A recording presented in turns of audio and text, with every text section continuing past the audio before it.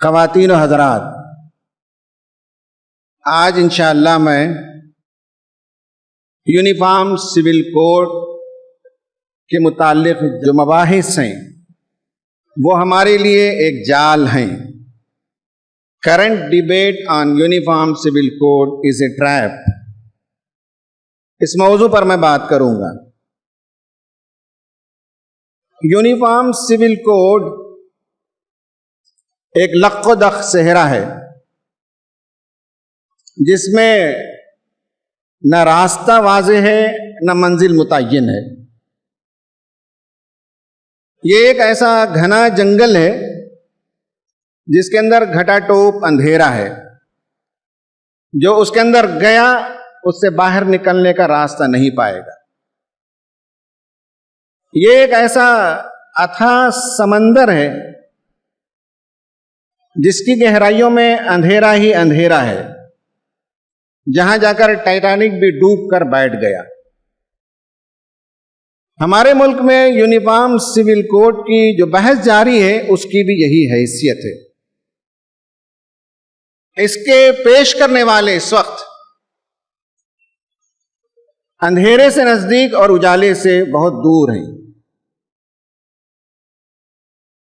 وہ سماج کے مسائل کی گتھیاں سلجھانا نہیں چاہتے،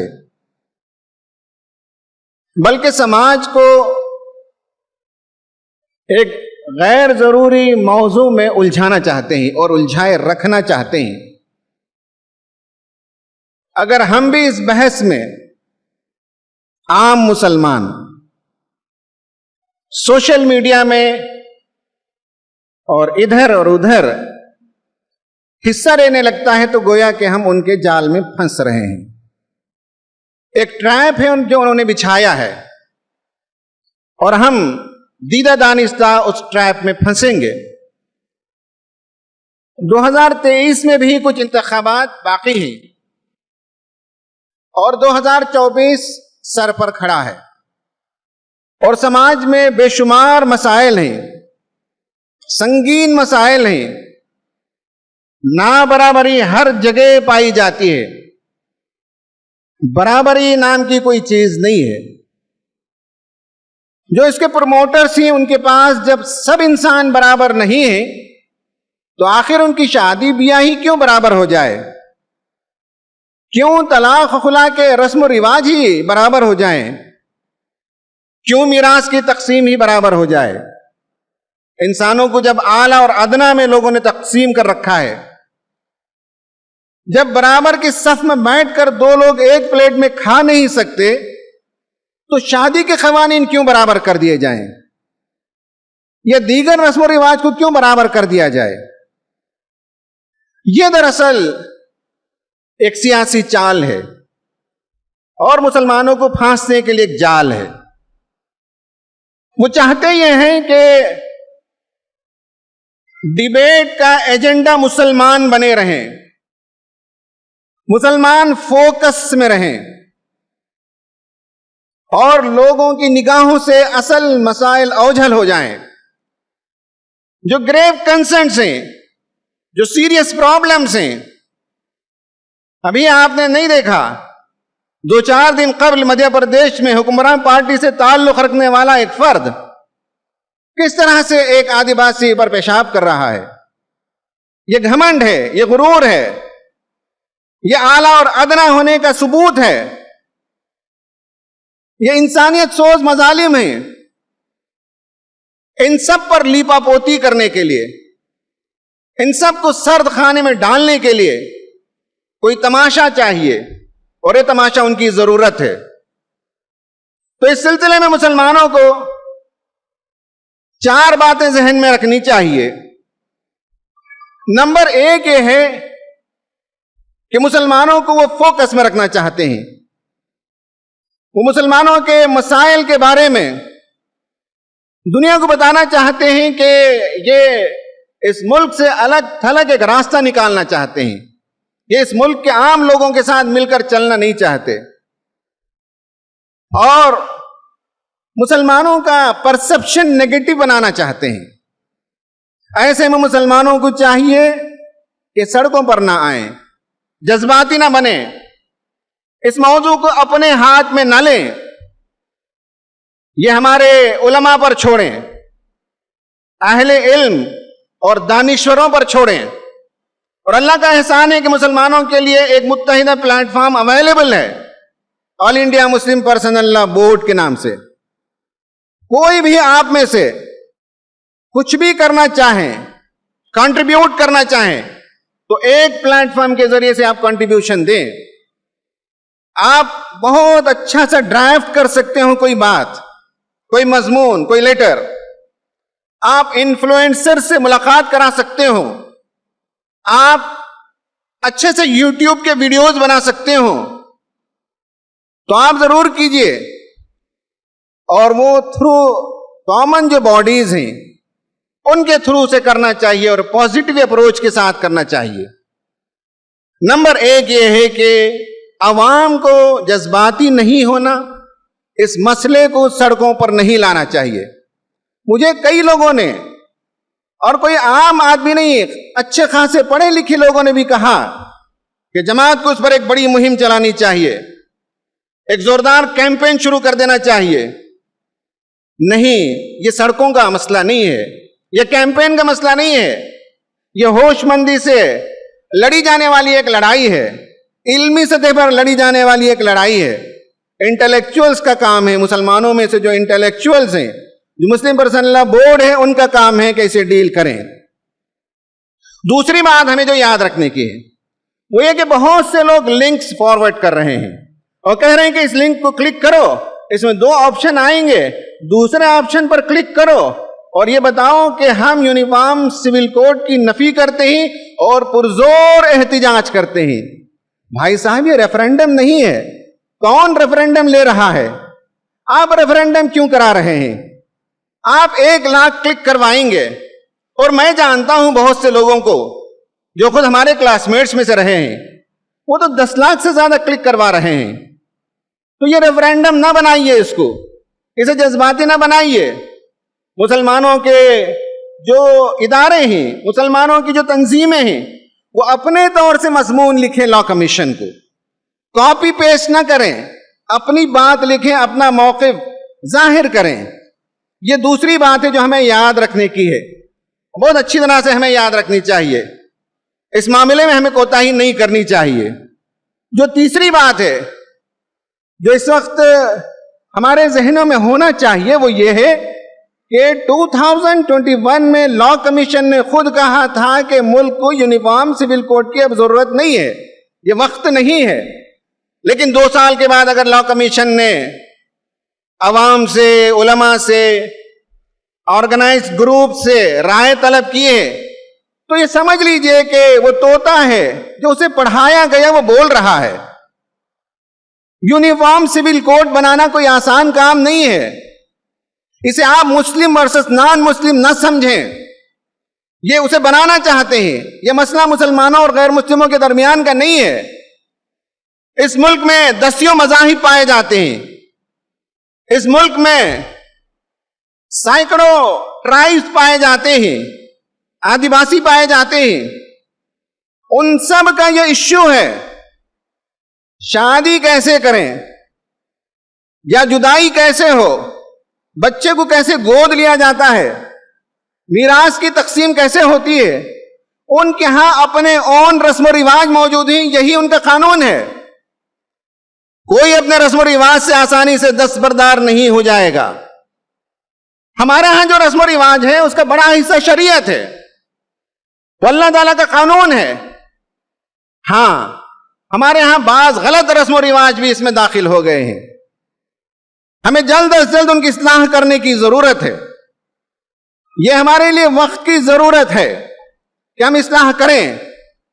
لیکن یہ ہے کہ یہ جو یونیفارم سول کوڈ ہے یہ صرف مسلمانوں کا ایشو نہیں ہے, یہ صرف مسلمان اس کے وکٹم نہیں ہیں.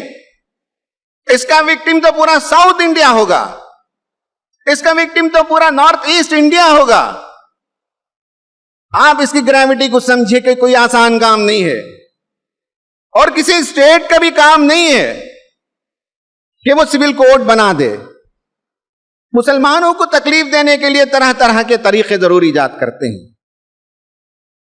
لیکن یاد رکھیں کہ اللہ تعالیٰ کی اس شریعت کو پھونکوں سے وہ بجھا نہیں سکتے۔ یریدون لیطفئوا نور اللہ بافواہہم واللہ متم نورہ ولو کرہ الکافرون۔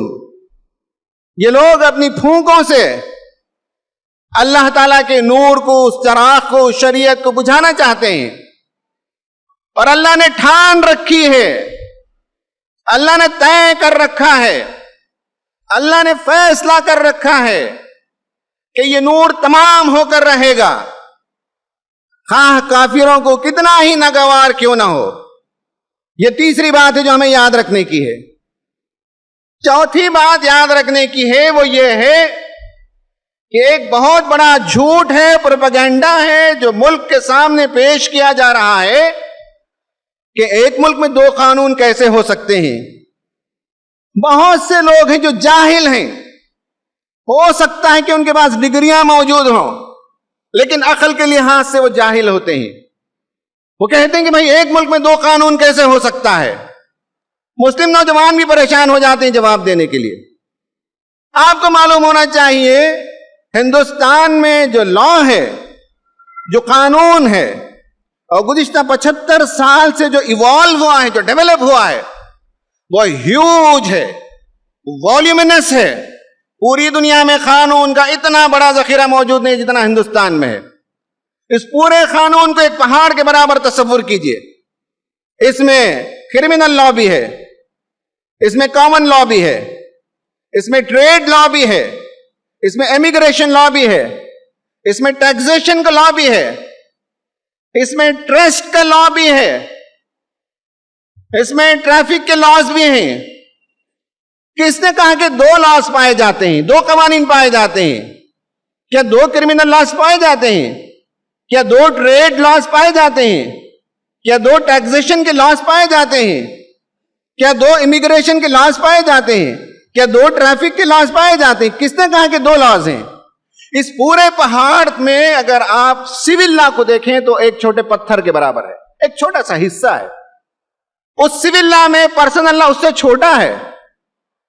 اس پرسنل لا میں مسلم پرسنل لا ایک رائی کے دانے کے برابر ہے، اور ہمارے حکمران چاہتے ہیں کہ اس رائی کے دانے کو پربت بنا دیا جائے، اور ہم اس میں مدد کر دیتے ہیں ہماری غفلت کی وجہ سے، ہماری نادانی کی وجہ سے۔ 2 لاز نہیں ہیں، اتنے بڑے پہاڑ میں چھوٹا سا حصہ ہے سول لا کا، اس میں چھوٹا سا حصہ ہے پرسنل لا کا، اس میں چھوٹا سا حصہ ہے مسلم پرسنل لا کا۔ اور یہ اس ملک کی نوعیت ہے۔ یہاں ہزاروں ذات برادریاں پائی جاتی ہیں، یہاں قبیلے پائے جاتے ہیں، یہاں زندگی کے رسم و رواج مختلف ہیں۔ تو یہ 4 بنیادی باتیں ہمیں یاد رکھنی چاہیے۔ اب میں آپ کے سامنے بس 3 گزارشات رکھوں گا جو ہمیں کرنے کے ہیں۔ نمبر 1 یہ ہے کہ اسلامی شریعت کے تحفظ کا آپ حکومت کو ذمہ دار نہ بنائیے، ہم اس کے ذمہ دار ہیں۔